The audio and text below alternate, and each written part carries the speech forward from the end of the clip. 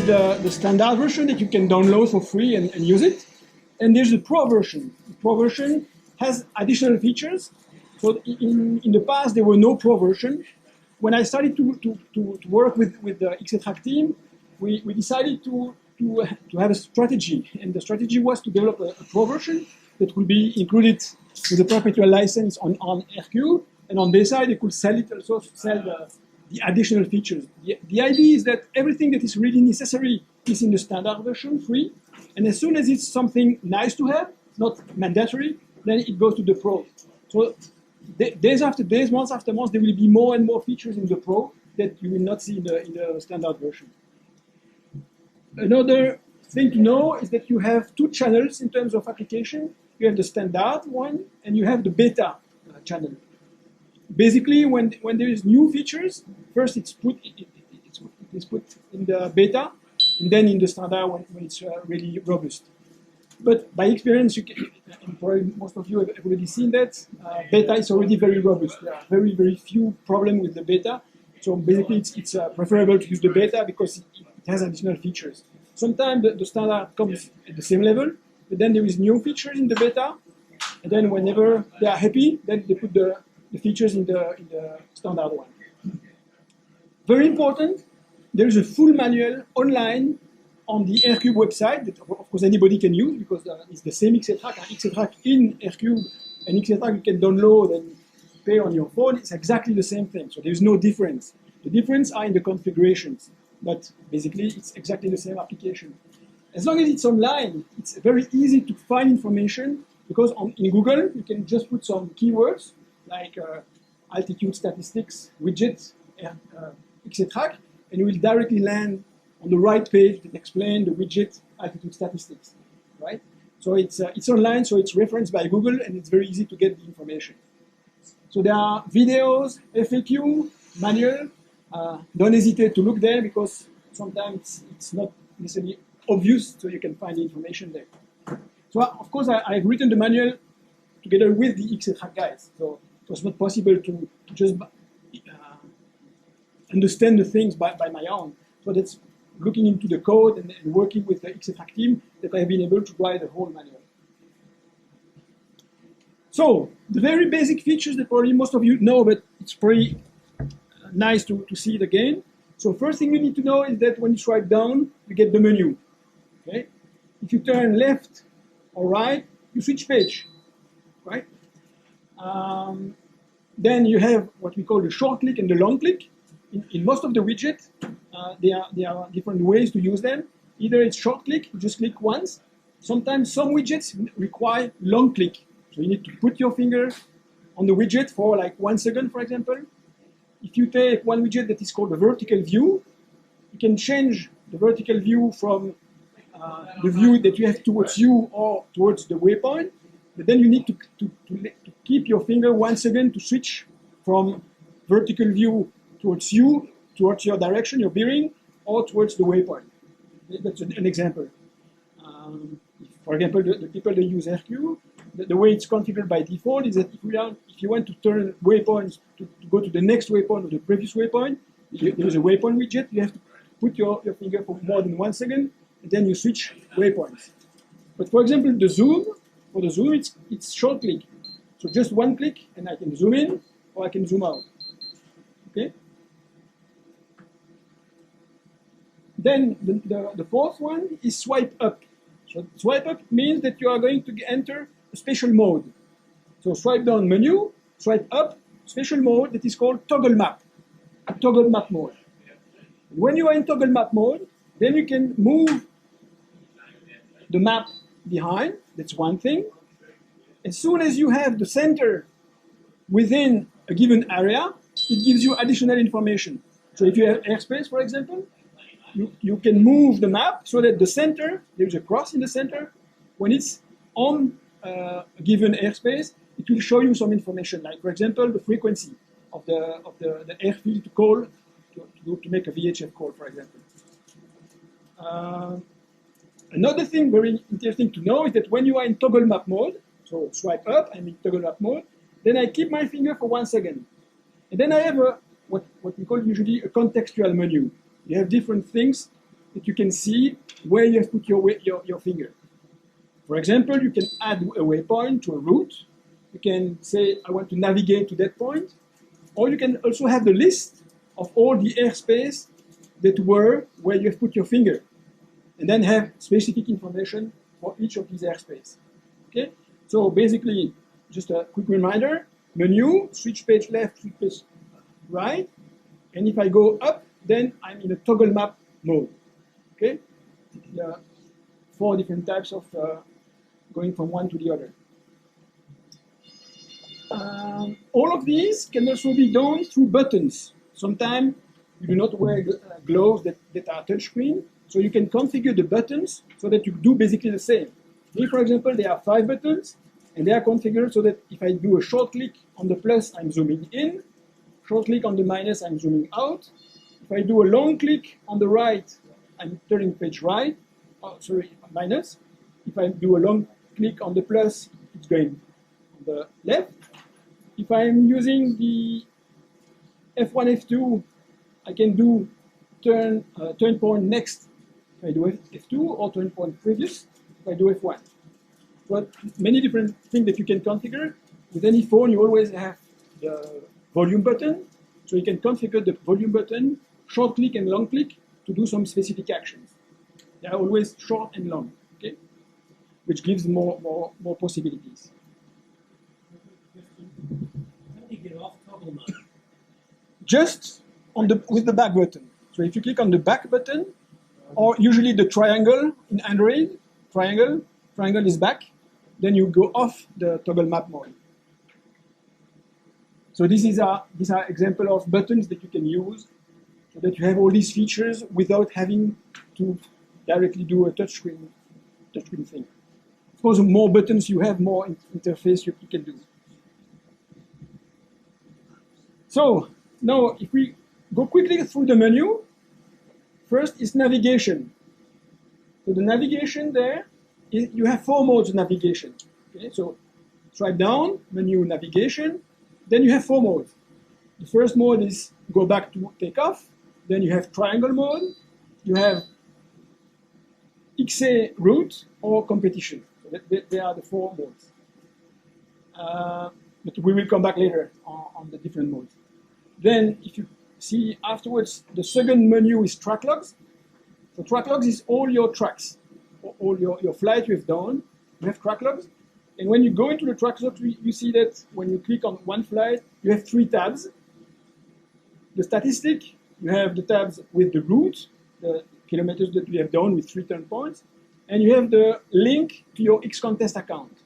So most of the time, when when you are making a flight, live tracking, and when you do an automatic push on the server, it will be directly on your account, and you have the link to your account there. So it's very convenient. You don't even need to upload anymore. Everything is done automatically. So that's track log. Customize. That's the third menu that you have there. Customize. Customize button allows you to change everything you want to change there in the layout. You can reconfigure widgets. You can change the way they are layout. So you select the widget, then you configure each widget, and you can move, change the size, everything you want. That's the customize. The next one is preferences. That's where basically everything is configured, the preferences, where you will put your pilot name, your glider, the airspace configuration, the display, everything you want to configure will be in the preferences, and we will go further later in the preferences on the main things that you probably need to know. Preferences. Then if you are replaying a track, then you will have another icon there that is IGC replay. But if you see now, I have no IGC replay because I'm not replaying a track. So this button that you can see there is a button that appears only when you are replaying a track. Okay? So to replay a track, you go to track logs, you open the track you want to replay, and you just click on replay, and then you will replay your track. And you have this button that will be displayed in the menu then. Next one is live tracking. So same as IGC replay, you will not see it unless you have activated the live tracking. So if you have not activated the live tracking in the preferences, you will not see this button there. But if you have activated, then you have the live tracking button. It's not a live tracking configuration, that's the live tracking when you are really flying. We will come on that later. And the last one is to quit, the quit button.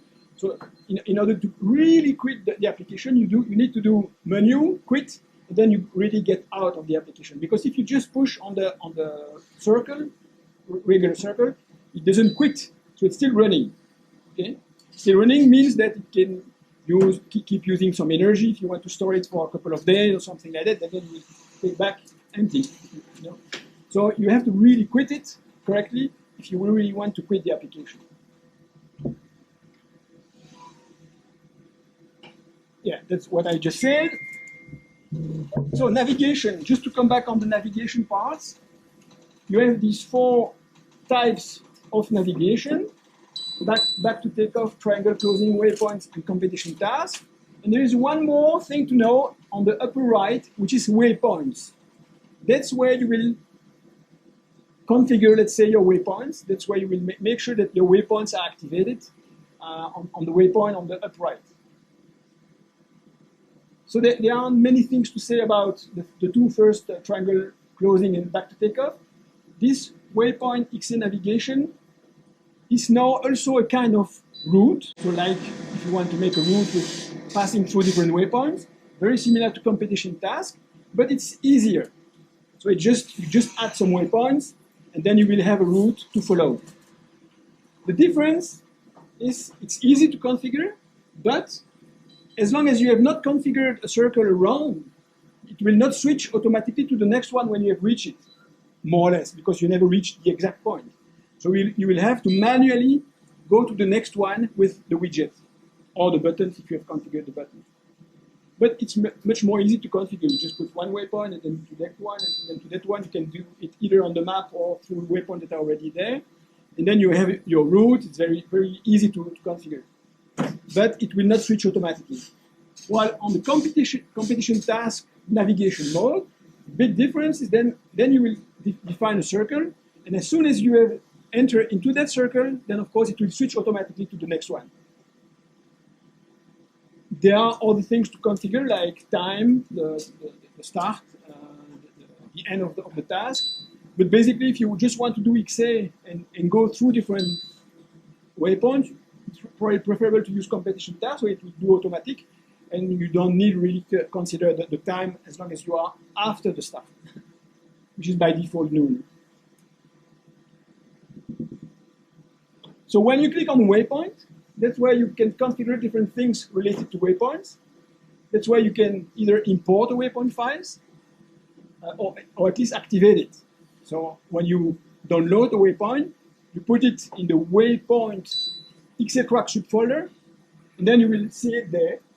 And you will just need to click on it so that it will be activated, and then you will have your waypoints list in the list of waypoints. There you can also decide how to sort the waypoints. It's either the distance from you, so it will put the first waypoint, the closest waypoint, and the next one, and so on, or alphabetic order. It depends on what you are doing, basically. If you are searching for a waypoint, if you have a long list of waypoints, of course it's much more convenient if they are sorted by alphabetic order. Otherwise, it's quite difficult to find them. But if you are flying and if you want to find a waypoint somewhere, then of course it's more easy if it's sorted by distance, because you will see the first ones, the closest one, not the one that are very far away. Okay?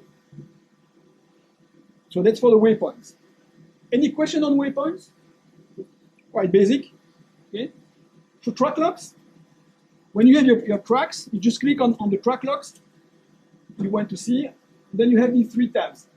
The first one is the statistic, the pilot name, your glider, your duration, distance, and so on. The second one is the route, the distance you have traveled. Either if you have made a triangle or a flat triangle or just 3 waypoints, you will see your score there. And at the end, you have the X contest tab. this is a flight that has not been sent to XContest. As soon as it is sent, uploaded, then you will have a link like this. You just see the link of the flight, and basically if you click on it, then it will open the browser, and you will see your flight with all the information, but directly on internet on your XContest account. And this is of course done automatically if you have activated the live tracking and the automatic upload of your flight into your account. Then you don't need to upload it anymore afterwards. Those that are saying, yeah, but then if you have made some infringement, I'm not sure it's the right idea, you can always go back to your accounts and then disable it or hide it afterwards. Because if you don't want everybody to see it, you can go afterwards. It's much more convenient when it's automatic. So the second the third main menu is the customize. So customize, you have all your widgets. As long as you want to change something, you click first once on it.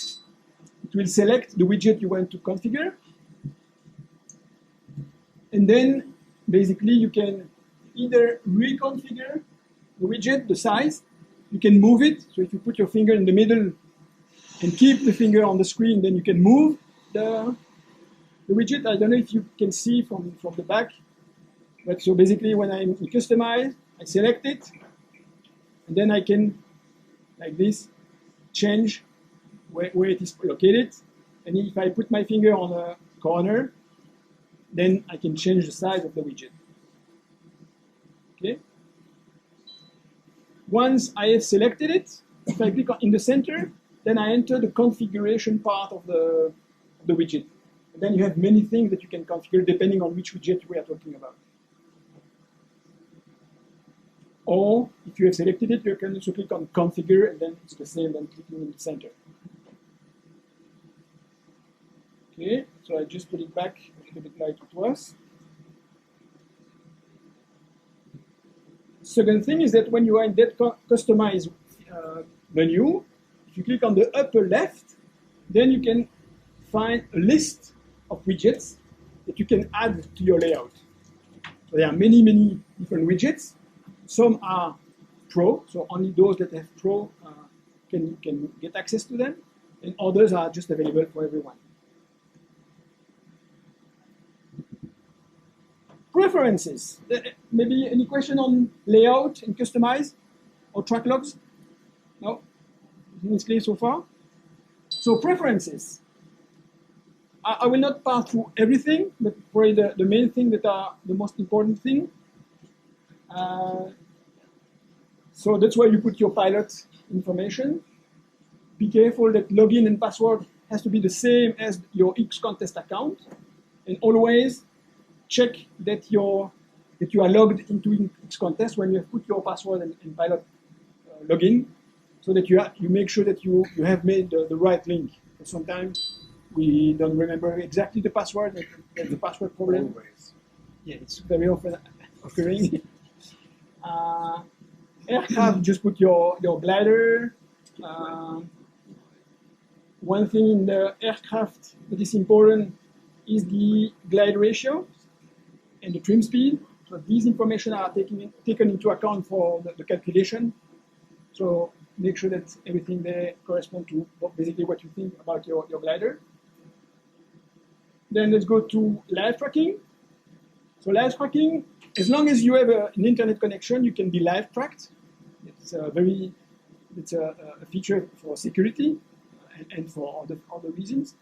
And if you claim to XContest, then as soon as you have landed, it will be directly in the flights of XContest, which is pretty convenient. And also another feature for security.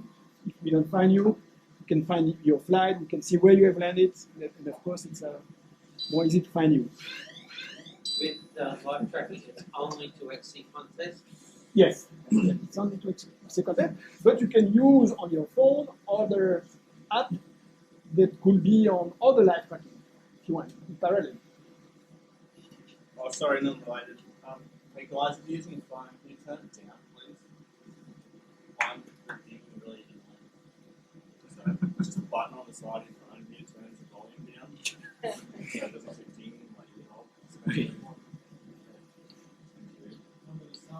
with live tracking, obviously, if you fly to an area where there's no reception, live tracking It stops. stops. It waits Does for the next reception. Yes.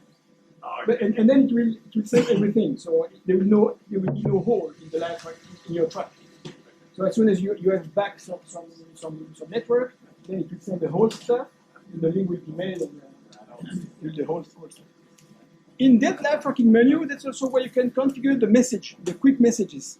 So with the live tracking, one thing that personally I use pretty much with my flying friends, which are quite convenient, is the live tracking message. So as soon as you are in the live tracking menu, you click on the pilot, you click on the pre-configured messages, and it sends to the pilot with a message that will be displayed the time you want it to be displayed.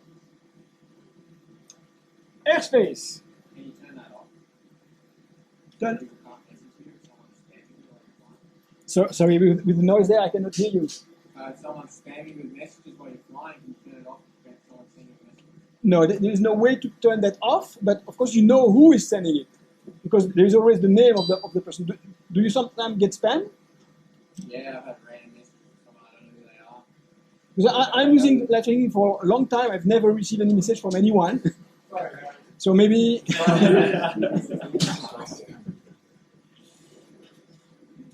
Okay, so airspace. One message to everyone. This will be the next thing on now. So airspace is a very convenient feature because it has the airspace, but in many countries also it has the NOTAM analysis. So it's not just a fixed airspace information. It's also airspace that are sometimes activated, sometimes not. Because the NOTAM are analyzed, the information is integrated within the server, and it's communicating that information to XCTrack. So it has the schedule of the activation of the zones. So if a zone is activated at 2 p.m. and not before, you are flying at noon, it won't annoy you. It will not tell you, be careful, there's an airspace, because it knows that it's at 4 p.m. When you do any airspace thing with an open air file, then you will never get that schedule. So you never know when it's available, when it's active or not. It's pretty convenient to know when it's exactly activated.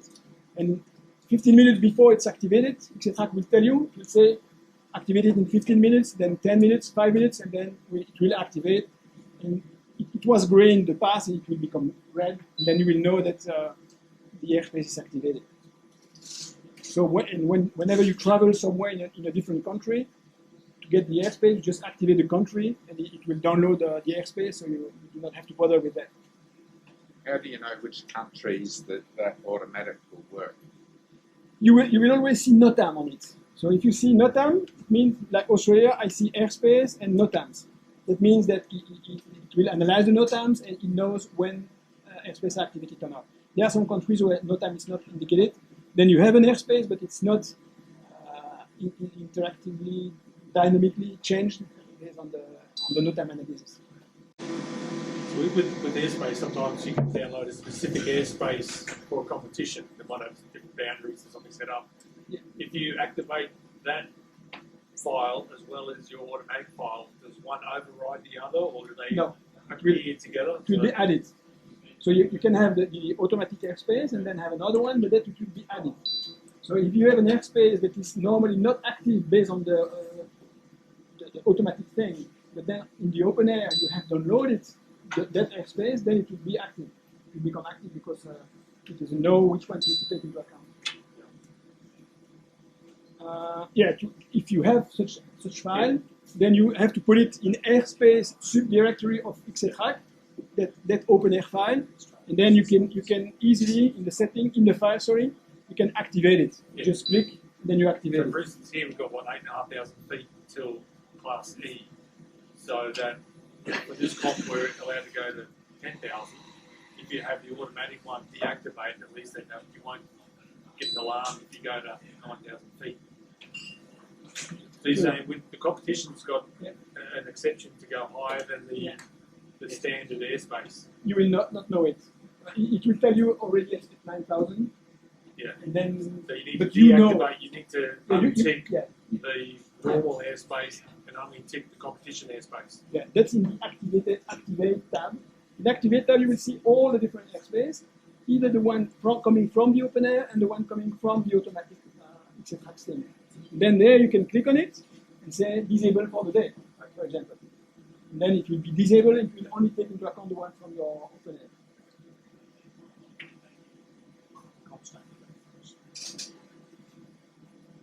Okay. Yeah, that's also in the settings. You can configure the maximum altitude that are analyzed. By default, it's like 3,000 something. But so, of course, if you fly somewhere higher, you should increase that. Is there any way to change the colour? Any way to change the colours of the mountain No. in airspace? It's not a very green colour line. And we've got like put landings in red and green. Don't fly here in red. So, Actually, you cannot change it. it's just a lot of guys green. Yeah. But it's a significant percentage of male population is red colour. Danger zone are in orange, and I know, but prohibited zone are red. it's the same. Yeah. So that's airspace. Then maps. So maps, what is you just need to remember is that there are two types of maps. They are what we call terrain. Yeah, no, it was there. Yeah, sorry. The warning for airspaces, can you turn on or off warnings for various different classes of airspace? It's not very difficult. No, but you can at any time you can go into the activate tab. And then there you can decide which one you want to take into account or not. That's for the whole file. No, for each airspace. Each individual airspace or each Individual class airspace, no, of airspace? not class. Individual So it's the sort of right. Specific airspace. I can click on it and say, you are bothering me, you tell me that there is something, but there is nothing. I say either permanently disabled, or for the day. Then it will not take it into account.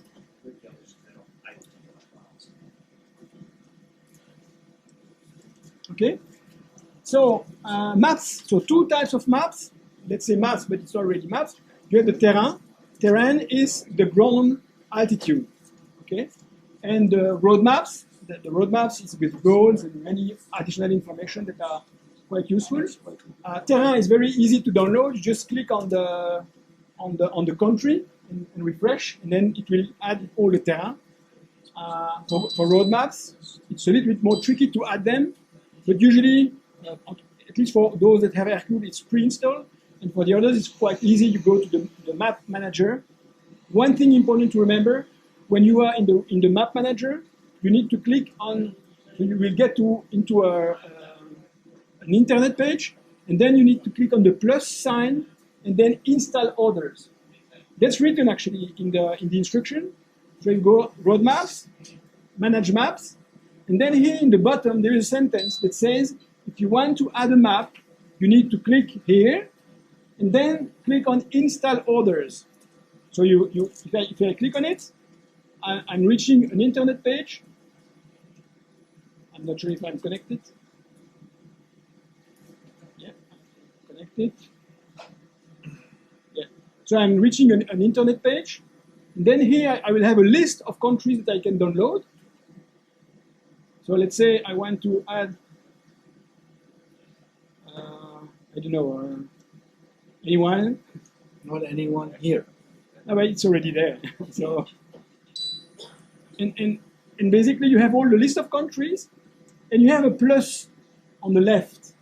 So if I want to download Bermuda, I click on the plus, and then when I click on the plus, I have different possibilities, and the last one is install others.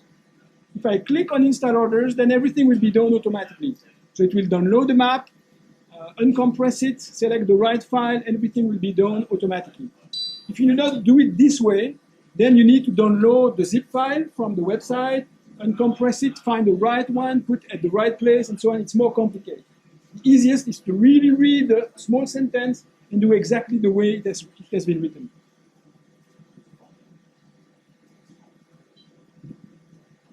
That was for the maps. So next one is page layouts. So page layouts allows you to manage the different page that you can have for XCTrack. Remember one thing is that the pages are linked to your navigation types. So if you enable them, it means that it's for every type of navigation. Navigation is back to takeoff, triangle, XA, XA route, or competition. By default, it's enabled, but you may say this page I want only for competition tasks. Then you disable, I'm going to do it, I don't know if you will be able to see it. So I go to Preferences, Page Layout. I have my different page. Let's imagine I want to add one. So I click on the plus to add a new page. I have a possibility to add a predefined one or an empty one. I will create an empty one. And you see here in the bottom, I have enabled. Enabled means for all 4 types of navigation. If I click on it, I can now decide which one of the 4 navigation types I want to use it. So it means that it will only be displayed depending on the navigation type I'm using. That's to create a new page. If, for example, you are internet connected, you want to use the web page widget, which is a pretty useful widget, web page widget, because you can have a web page within XCTrack. Then you create a new page, and then you will put the web page widget on it with the information that you want to get from internet. Once, if you are not happy with it, you can click on it and put it in the bin. That means you just delete it. Or you can also copy it. So if I click on it and then put it on the copy page, then I copy it a second time because maybe I want the same page but maybe feet instead of meters and so on. So you can have a page that is already predefined but change a little bit. Basically, by default, I do not encourage to delete because then you cannot recover it. So it's better to disable things, disable page, so you will not be displayed. And if one day you want to come back, you can always re-enable it. If it's disabled, is it then using any processor power? No. So that's for page layouts. Any question on page layout? How to share the page?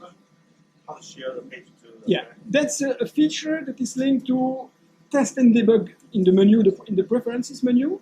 You have test and debug. And in the test and debug, you can export your configuration. So you cannot export only one page. It's really, you can export your configuration and then import it into another device, but you cannot only do one page. Be very careful with this feature, because when you export everything, not only the page, but also the specific configuration. If you have a phone with 4 buttons, you have configured that the buttons are linked to this and this and this feature. When you export it to another phone, which will most probably have a different code for the buttons, it will not work anymore. So there are a certain number of specific features that are linked to the phone.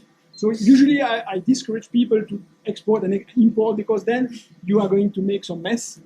And I often have some people that say, I have a problem with my RQ, and after a couple of questions, I understand that they've imported another configuration, and then everything is messed up. So usually it's better to start from something and to make the change. It's going sometimes faster. If somebody uses the XC Manager app on the Air3 to select, say, I want a widescreen expert, and they have their configuration and then they change something. If they don't save their configuration and then they go back to the manager and choose something else and then come back, do they lose the changes they made? Not sure. What you are talking about, the RQ Manager? Yeah. The other app? Yeah, the other app that can set you up your default configuration. It has a fixed configuration. So if you change something in XCTrack, but then you are not happy and you say, I should have gone back to how it was before, then you can use RQ Manager and reset to make it back as it was by default. And if you haven't saved your configuration, then you will lose it. Yeah. Okay. So you should first export, and then reset to have it back as default. And then you can always import either one to decide what you want to do. Yep. And the next question on the page layout, the automatic change to the thermaling screen compared to the map screen if you start turning, where do you do that adjustment? So there is usually always an XA, a thermal assistant page that is defined. And when you have the automatic actions, that's something that you will see afterwards, there is an automatic action that says when I start thermaling, I want to switch to the thermal assistant page. That's where you will do it. It's not in the page layout. Yeah. It's in the automatic layout. Change the time frame that happens. No. That repeat happens. So, I've got a question key about bindings. Page layout. Down the bottom of the page layout is this task box. Yeah, that's the fourth type of navigations. That's the back to takeoff, triangle, XA, or combination. You decide the page to be linked to specific navigation types. There's other things like Yeah, that's the one I'm talking about. So if you click on it, you will disable probably the navigation type for this page. So key bindings. Key binding is pretty quick. It's the way you are going to use your buttons, your keys. The way you configure it is pretty easy. You go to the key bindings, the feature you want, like switch page left, for example. Now it is waiting for me to do something. I do long click on the plus. Now it's linked to long click plus means switch page left. So that's pretty easy. And for each button, you have short and long click. So there isn't many things to say about that. Automatic action, that's where you will decide your takeoff speed and your landing detection. So if you are not happy because you have put a takeoff speed too quick, too slow, let's say, and it's always taking off while you have not taken off, you can increase the takeoff speed there. And you could also, if you are doing I can fly, you could disable the landing detection so that you have the whole track. Even if you land and if you start walking, if you have put the landing detection to off, then you will keep the track for long. If you are doing soaring, and sometimes, very often, you are quite at the same place, flying with the front of the wing, then it will detect the landing. You can put it on manual, and then it will detect kind of landing, but ask you for confirmation. So these are the three types of landing detection: off, automatic, or manual. So then you can keep having your track and keep flying if you are in the manual mode. Connection and sensors. Why did I put it there? Because it's important to know that it's where basically for those that use AirQ 7.3 with the FLARM and FANET, that's where you will activate the fact that you want to use the FLARM and FANET module. So in this device, there is a FLARM and FANET module here, but you need to activate it in order to use it, so that it will send the information like about your position, your flight altitude, your direction, and so on, to all the people around, and you can see the people from that module. So I'm not sure if you are familiar with FLARM and FANET.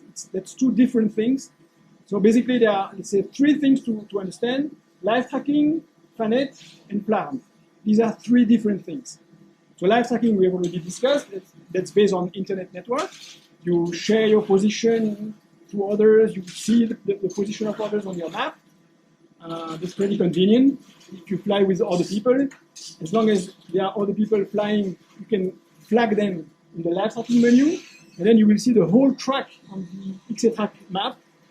And it's pretty convenient to follow each other when you do not see them. You can see on the map. It's pretty easy. So that's live tracking.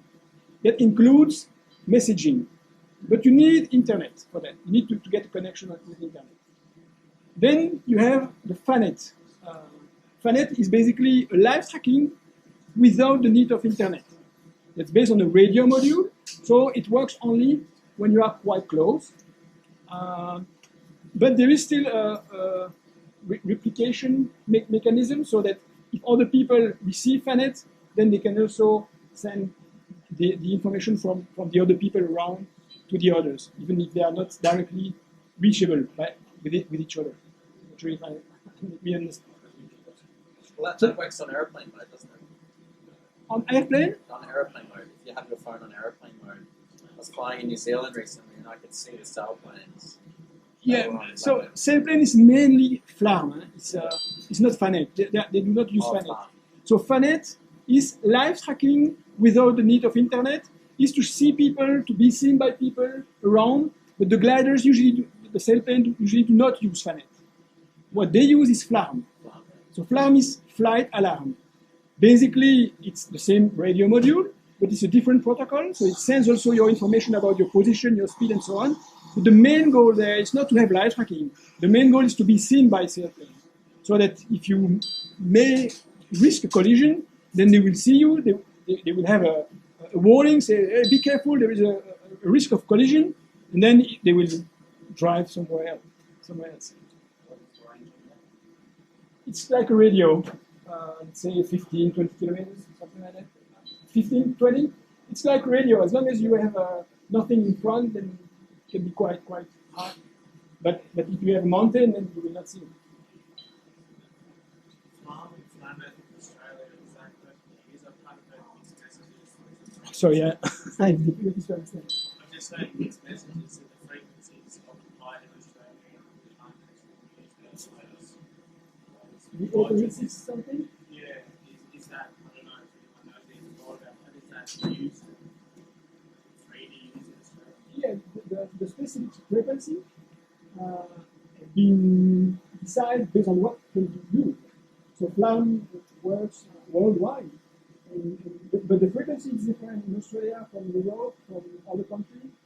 And, so the frequency is decided depending on the country. The module actually knows it. So as long as you have a GPS fix, it will know where it is, and then it will use the right frequency. Sorry if I missed the question, but does the Air3 FLARM works in Australia then? Yes. Actually, not the first version. So the first version we have produced, started last year, it was only FLARM for Europe. Now the new version has another module, but then it works on every frequency. How do you identify the versions? Which version? How do you identify the version that has it? Based on the date when you have purchased it, it's only very recent when we have been able to sell the new version. So Is that the new version, the one with the arrow on the side? yes, both have the same area. So when you look at them, it's the same. The one you have is version 2, huh? That you purchased recently. No? All of them have numbers here. So I think everyone in Australia has 7.3 version 1.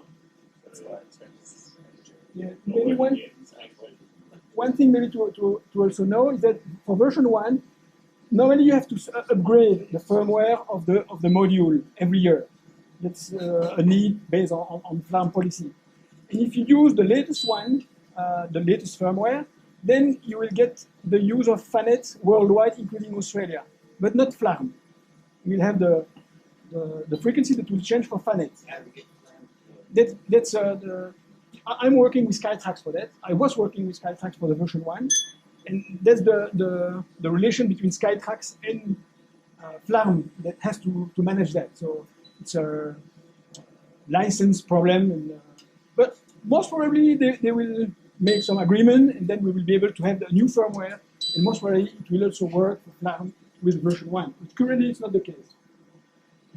It's complex. And that's FLARM sometimes is pretty complex to work with.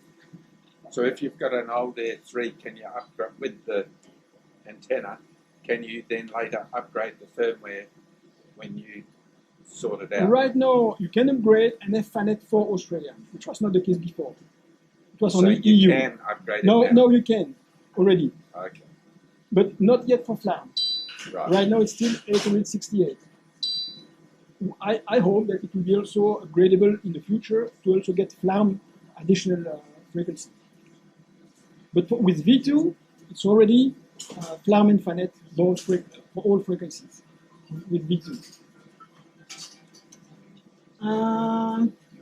Yeah, another thing about sensors is that now you can also configure XCTrack to use different external sensors. So if you are using a XCTracer, for example, and you want to get information from the XCTracer to provide it to XCTrack, you don't want to use the internal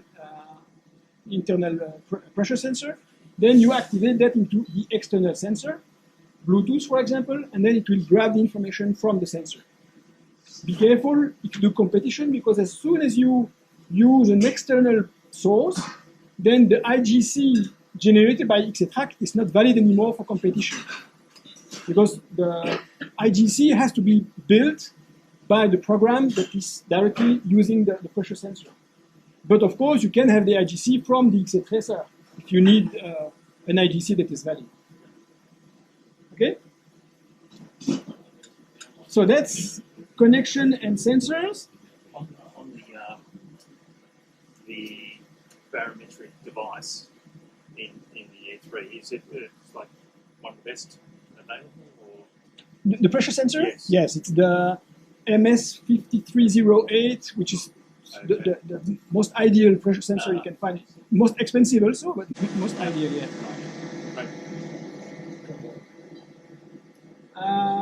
So just live tracking, well, I've just said it before, but I'll just repeat it because I really think it's a very nice feature. As soon as you are live tracking, you flag the pilot that you want to track in a certain way, and you will see therefore the track on the map, which can be quite convenient. You can really see where the terminal is on the map, and it's pretty convenient. If you are in the cloud, you can always see where your mate is, even if you don't see it directly. And of course, on the live page, on the XContest page, as soon as you have seen the person in the live tracking, you click a second time on the person, then you have more information, and if you have a direct Google Map direction button. So for the retrieve, it's pretty convenient. You see the pilot, you click once, then you click a second time, and then you click on Google Map direction. It will open your Waze or your Google Map and send the retrieve to the pilot where it is.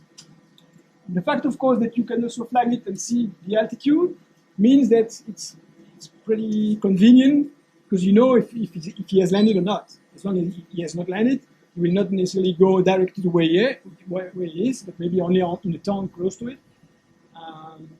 Yeah, pretty convenient. When you first go to the live tracking menu, you will only see pilots that are 15 kilometers away. So here, for example, I just opened, I launched my other XCTrack before. I put the takeoff speed to 1, and I said disable landing. So this one is considered as flying, because you will not be considered as live track as long as you are not flying. So do not make a test on the takeoff, say, why do I not see the other person? That's because he's not flying. It will only appear that when he's flying. But you can simulate that by putting the automatic detection on no landing detection and takeoff speed 1. Then you are considered as flying, and then you can see the person. So I can also see Andrew, that is also flying around us. That's because here I didn't make any free refresh. So that's the 15 kilometers pilots around me. Now if I refresh, to do refresh, I just swipe down. Now I will see all the pilots, not only the ones that are 15 kilometers away. Then I can see many pilots that are currently live tracking. And if I want to make a problem to this pilot, I can click on it, click on a message, and send a message, even if it's in Japan. But he will know who it is. So it's not really a good idea to do it. So that's live tracking. Yeah, the message, yeah, I didn't take a right screenshot. So when you send a message, you will see the message. On AirCube, the way it's configured is that you have a message for 30 seconds in the bottom, and then you have the other page here that will contain all the messages, the history of the messages. So it's pretty convenient to send some quick messages. Just click on the pilot, click on the predefined message, and send, and then the message will be sent. IGC replay. When you do a replay of the IGC, you can change the position of the pilot in the track. If you directly want to see something very special at a certain moment, or you can replace replay speed, you can increase the replay speed, and then you will replay the full flight quickly. So that was basically the main things I wanted to explain right now. And now maybe we can go to another type of presentation, which is more question and answer. Because probably you have some specific questions. I also have all the topics if you want, but maybe you have questions, specific questions that you want me to answer. Is there any specific questions? So just maybe, yeah? Do you know the other app from Apple that use Like Skyline? They have the ring, the cylinder of the distance from the pilot, and there are cylinder for distance. Do you think it's possible also for XCTrack to have those kind of features? I didn't understand really which one. You mean the distance radius. distance ring, like 5K diameters. around you, or Yes, around the waypoint? No, not waypoint. Around the pilot. Around the pilot. Yeah. There are so many things that are possible. You know, I'm not sure if there are any kind of licensing or. no, the thing is that there is a website, a JetLab website, where you can put any suggestion for XCTrack. That's the way it works. So the people are putting some suggestions, but then if you go there, you will see that there are probably 600 suggestions. And then the way it works is that the developers are looking into these suggestions, and the one that have been the most upvoted, because you can also vote. You can say, oh, this feature, I like it, I vote for it. And the one that are very well supported, then they have much more chance to be integrated. The big issue is that every pilot, when they are facing a given problem, they will say, I think this is the feature that is really needed. And every pilot will have the same feeling. This is the one that should be first developed. So at the end, they need to make a decision. Which one? I'm working with them every day, nearly every day. So sometimes I can push more things that I personally believe is very important. But it's still something that has to be decided based on the community. So that's why the system with JetLab is quite nice, because then people can vote, and it's a community way to make things evolve. I think today a lot of people like XCTrack. I think it's also because it's also a kind of community application. Ron told me last night that a friend of his had a display where part of the display, I'm guessing, may have been a web page, where on that page you could see where he was and where the thermal hotspots were, possibly coming from that KK7 website or another, I don't know. But do you know of a way to be able to see the thermal hotspots relative to where you're flying? So two things. One, that's one of the hottest feature that is demanded on the JetLab. So a lot of people are asking to have a layer within XCTrack, like the rain radar. Rain radar is working pretty well. They are working on that. So I'm sure that in the not very far future, that will be there. Right now, you can definitely have a web page. You have to use the right one. I made an FAQ, a specific FAQ for that topic. So you can read the FAQ, how to configure XCTrack with the thermals where you are. It's not working as well as if you are really on the map with a layer, but still it works. You have to activate the GPS so that the web page will always use the GPS information, so that you will be centered, so that and you can see the KK7 thermals. So there's a web link you can give us somewhere that we can see the discussion how to do that. On the FAQ, you go on R3 FAQ, you will see there are like 25 questions. One of them is how can I get a layer for thermals? Okay, thank you. Yeah. And that's the same for weather, is that right? So you're still developing this widget to be able to see weather as well? Rain radar is already there, but you are not talking about rain radar. You are talking about wind or what? No, like radar, rain radar. Rain radar is already there. So if you have the option rain radar within XCTrack already, and it's working very well. When we were in Manila, there was some. You can see it on the map. You can really see the. Yeah. We had to drive around a cloud because we were seeing that it was ready there. It's really working very well.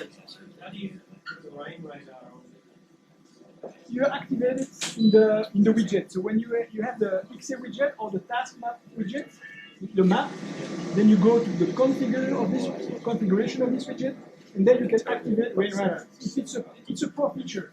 So if you do not have a pro, you want to get it. It's a pro feature. So maybe one specific way to use it is how to create a route or a task. There are different ways to add a task, to add a route.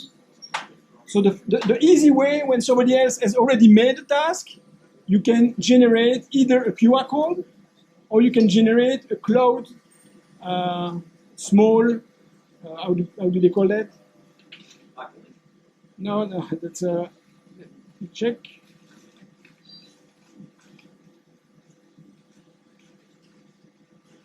Yeah, just download from cloud or upload to cloud. So if you have a task, you upload to cloud, if you have an internet connection, and there will be a 4-character code, like PAPI, P-A-P-Y, and then everyone that can do download from cloud and put PAPI, they will have the task. It's a very convenient feature. It's quite recent, because that's something that where you do not need the person to be just close to you.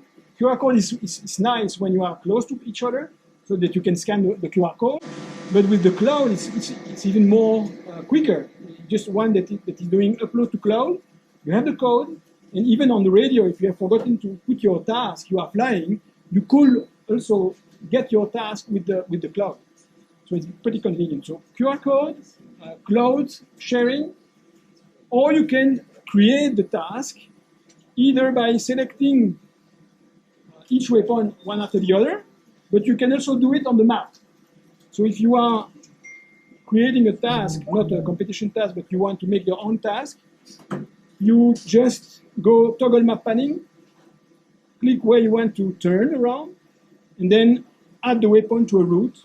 And you can do that on the several points that you want to turn, and then you create your route. So it's pretty easy to do. There is also some web tool that also allows you to do that. So one that is called Friendly Air tool that I have developed with a guy in Belgium. And on that tool, you just click where you want to put your turn point. So you create your routes on a web page, so it's very convenient when you have a computer. And then the last button is to create a QR code. So it displays the QR code, and then you just scan it, and you have it in your device. So it's also very convenient to create a route. Web page, click, QR code, scan, and that's it. If you're not doing it on the device itself. One thing also that I wanted to explain about brightness, the brightness management. So those that do not use AirQ and that use phone may have some problems with the battery autonomy. So it's pretty convenient to understand the way things can work to increase a little bit the autonomy of your phone. So there are some brightness widgets that allows you to increase or decrease brightness. Most of the time also, you should have your device that can adapt the brightness depending on the light. So the recommendation is to use the automatic brightness so that it will change the brightness depending on the sun. So if you have direction, you will have 100%. And if you have more shades, it will decrease the brightness, which will increase very much your autonomy with your phone. And whenever you are in a long flight and you have less and less battery, you can always use that brightness decrease or brightness increase to decrease or increase the brightness depending on your need. The way AirQ are configured is that it's set up so that there are automatic actions that reset the system to automatic at regular time, like start of thermal, end of thermal. It will set it back to normal, to automatic. So basically, whenever you need more brightness, you just click on the button to have more, and it will automatically go back to automatic after some while, so that you do not need to care about things. This increases very much the autonomy of the battery, because 80% of the energy consumed is the screen. The rest is very not consumer. And automatic going back to the automatic brightness. Is that feature standard? It's a feature that often you can see on phones. Yes, it's in there. Even the earlier version. Not this one. Okay, so is there a way to manually set the auto? Sorry? Is there a way to manually set the auto brightness? Manually, automatic, it's not making things together. So usually you have to put it at 70%. Yeah. That's the recommendation. Right. And then whenever you need more, you put more, or you need less, then you put less. And when you do a 10 hours flight, what you can always do while you are flying is that you just click once on the red button, it removes completely the brightness, you still hear the vario, you still have the track, everything. And whenever you need to see what you are doing, you just click once, and there it's days, and you can work like days. You can fly making days flight. That's when you are at the end, because otherwise you will not do that at the beginning of the flight, of course. Looking at waypoints, is there a way to make it they appear as a dot on the screen? Is there a way to give it full waves for a waypoint so they all show up on the screen? Do you want to have waypoints as well? Yeah. No 400 meter circle. If you want to do that, you have to do it through a computation task. It will not be with all the waypoints. Then I've got to give it a route, which I don't want to do a route. I want all the waypoints to show up as one thing. No, that's not the way it works. So waypoints will be just dots, except that all the waypoints that you have configured in the task. If you've got a task saying you've got to go and get random waypoints in random orders, that's virtually impossible to see. So yeah, I don't understand you. Okay, you have a task which is not set, it's a random order. You can get points in whatever order you want. Yeah. You don't set a route between them, but you won't know where they are. You can do that.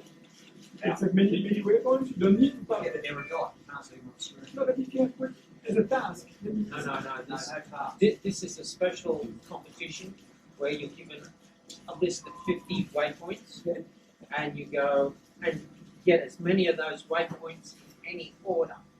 In one flight. Oh, you want to, okay.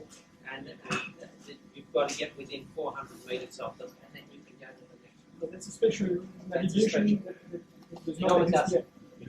Is there any chance That's Put it on something the that question. Put it on the put it list. on jet Put it on the chat. list. Put it on the list. Yeah, put it on it. A simple one of moving where your rider is on the screen, and where do you find tracker for He wants to orientate it so track up, not water. Oh, that's quite Always very check. easy. Yeah. So you go to customize. Yep. Into your widget, your map widget. There you can decide what type of map you want. So I'm doing it right now so that I can. So map configuration. The first thing is north at the top. So you change that and you say either navigation at target at top. So where you go, you be at top, bearing at top, heading at top, downwind direction at top, or travel direction at top. Travel direction at top is a little bit like bearing, but it takes the whole direction where you go. and the other one. And that's it. If there is no more question. Are you going to bring out a lightweight hike and fly version? No, no, because it exists already. That's the hike and fly version. You know, if I make such type of thing, there will be very small difference between regular phones. So I want to do something that is really different and that really making sense. Is there any way to have airspace proximity go to a page? Goes to a page. What do you mean by that? Oh, you mean Close to that airspace, switch? which No, is- yeah, no. It doesn't exist right now, but that should be also another suggestion. That'd be good. Yeah. So many possible things to do. How do you manage airspace on your device in Europe? When I'm quite close to the airspace, because if I'm really close, I will have on any page I will have a warning that will tell me, "Hey, be careful! There is an airspace not far away." Then I switch to the airspace page. Oh, so you have the side one. Do you use the side one? Yeah, by default I have a page mainly for airspace. This is the airspace page, so I can see it from top, I have the proximity widget here and the vertical view there. Where's the side view at? Is it really side view? This is the proximity widget that tells you which one. There's a frequency and so forth, yeah. I'll be in Europe in June, and airspace is going to be a big problem for me. Now I see here 126.7. Yeah, I have that on my main page. Is there a side view of the airspace? No, Yeah, this one. This one's the That's the side view.